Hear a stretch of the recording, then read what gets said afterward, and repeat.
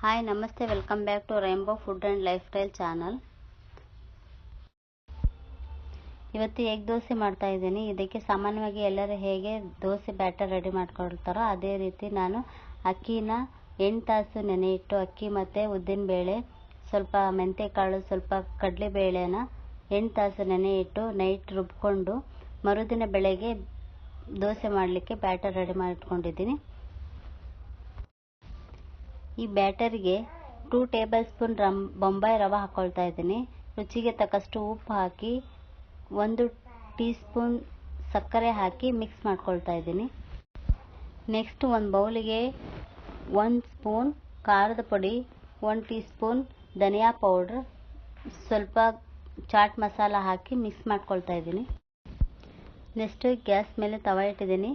ತವ ಹೀಟ್ ಆದಮೇಲೆ ಈ ರೀತಿ ದೋಸೆ ಬ್ಯಾಟರ್ನ ಸ್ಪ್ರೆಡ್ ಮಾಡ್ಕೊಳ್ತಾ ಇದ್ದೀನಿ. ದೋಸೆ ಬ್ಯಾಟರ್ ಸ್ಪ್ರೆಡ್ ಮಾಡ್ಕೊಂಡ್ಮೇಲೆ 1 ಸ್ಪೂನ್ ತುಪ್ಪ ಅಥವಾ ಬೆಣ್ಣೆ ಹಾಕ್ಕೊಳ್ತಾ ಇದ್ದೀನಿ. ಇದಕ್ಕೆ ಸಣ್ಣಗೆ ಕಟ್ ಮಾಡಿದ ಈರುಳ್ಳಿ ಮತ್ತು ಕ್ಯಾಪ್ಸಿಕಮ್ ಹಾಕ್ಕೊಳ್ತಾ ಇದ್ದೀನಿ.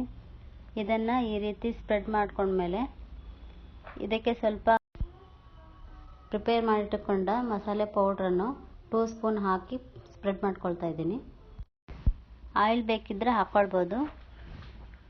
1 ಮೊಟ್ಟೆನ ಒಡೆದು ಹಾಕ್ಕೊಳ್ತಾ ಇದ್ದೀನಿ. ಮೊಟ್ಟೆನ ಸ್ಪ್ರೆಡ್ ಮಾಡ್ಕೊಳ್ತಾ ಇದ್ದೀನಿ. ದೋಸೆಯನ್ನು 2 ಸೈಡು ಚೆನ್ನಾಗಿ ಬೇಯಿಸ್ಕೊಳ್ತಾ ಇದ್ದೀನಿ. ಇದೇ ರೀತಿ ದೋಸೆಯನ್ನು 2 ಸೈಡು ಚೆನ್ನಾಗಿ ಬೇಯಿಸ್ಕೊಂಡು ಪಕ್ಕಕ್ಕೆ ಎತ್ತಿಟ್ಕೊಂಡು ಚಟ್ನಿ ಜೊತೆ ಸರ್ವ್ ಮಾಡಿದ್ರೆ ಎಗ್ ದೋಸೆ ರೆಡಿಯಾಗುತ್ತೆ. ಇದೇ ರೀತಿ ಸಿಂಪಲಾಗಿ ಟೇಸ್ಟಿಯಾಗಿ ಎಗ್ ದೋಸೆ ಮಾಡ್ಕೊಳ್ಬೋದು.